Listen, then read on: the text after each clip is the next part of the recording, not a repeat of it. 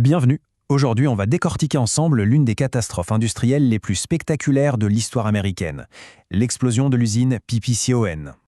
Tout commence le 4 mai 1988. Une journée qui s'annonçait tout à fait normale dans le désert du Nevada, avec un incident qui semblait mineur au départ, avant que tout ne bascule de façon tragique. Et voilà le résultat. Quelques minutes à peine plus tard, une détonation tellement puissante qu'elle a été enregistrée comme un tremblement de terre et qui a changé à tout jamais le paysage et la vie de centaines de personnes. Ce qui est fou dans cette histoire, c'est que ce n'est pas le résultat d'une seule erreur fatale. Non, c'est une véritable réaction en chaîne, une cascade de défaillances. Allons voir de plus près pour comprendre comment une telle chose a pu se produire. Pour comprendre l'explosion, il faut d'abord s'intéresser à la substance qui en est à l'origine, le cœur du problème, si on peut dire. On parle ici du perchlorate d'ammonium, ou PA. C'est l'ingrédient principal du carburant solide des fusées. Pour faire simple, c'est ce qui donne la poussée aux navettes spatiales et aux missiles. C'est ce qu'on appelle un agent oxydant, ce qui veut dire qu'il libère de l'oxygène pour nourrir un feu, le rendant beaucoup plus intense et quasi impossible à éteindre. Donc il faut bien comprendre que ce produit chimique était à la fois un atout stratégique national et une menace latente, indispensable pour la NASA et l'armée américaine, mais aussi terriblement dangereux, surtout quand il n'est pas manipulé avec un soin extrême. Alors, comment en est-on arrivé là? Voyons comment la situation a complètement dégénéré, minute par minute, le jour de la catastrophe. Tout part à 11h30 d'un simple chalumeau de réparation qui met le feu à une structure en fibre de verre, un matériau hautement inflammable. 5 minutes plus tard, les employés essayent d'éteindre ça avec un tuyau d'arrosage. C'est peine perdue face à un feu chimique. À 11h45, le feu atteint les premiers fûts de PA. Là, ça commence à exploser de partout, et l'évacuation est lancée. Moins de 10 minutes après, l'inévitable se produit. Ces images sont incroyables. Filmées de loin, elles capturent la violence brute de l'événement.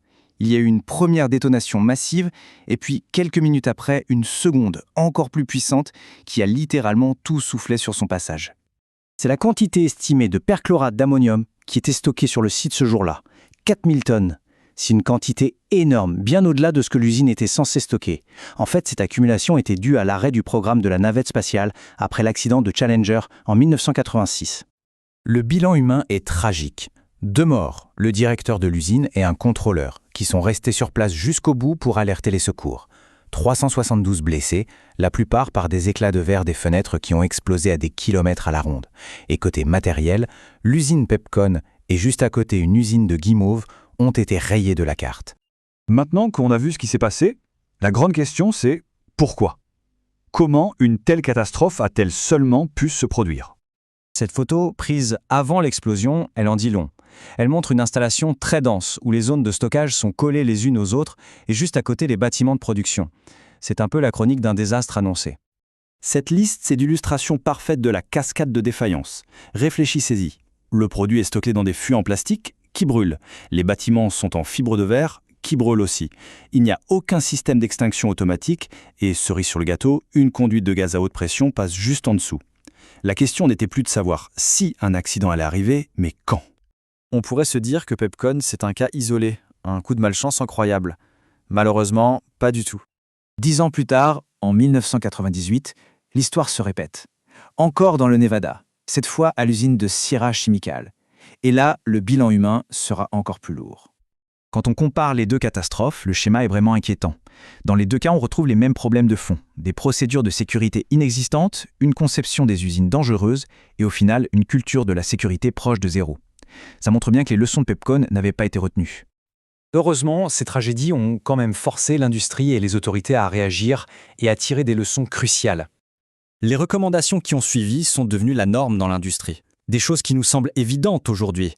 Des extincteurs automatiques, des distances de sécurité entre les stocks, une formation solide du personnel et une conception des bâtiments qui empêche un incendie de tout détruire. Ces deux événements ont été un véritable électrochoc réglementaire. Ils ont mené au renforcement de normes de sécurité très strictes et ont confirmé le rôle essentiel d'organismes d'enquête indépendants comme le Chemical Safety Board. Cette citation du rapport officier est très parlante. Elle montre bien que Pepcon n'était pas juste un accident industriel, c'était aussi un échec total de la planification urbaine. Personne n'avait imaginé qu'une usine pouvait représenter une telle menace pour les villes alentours.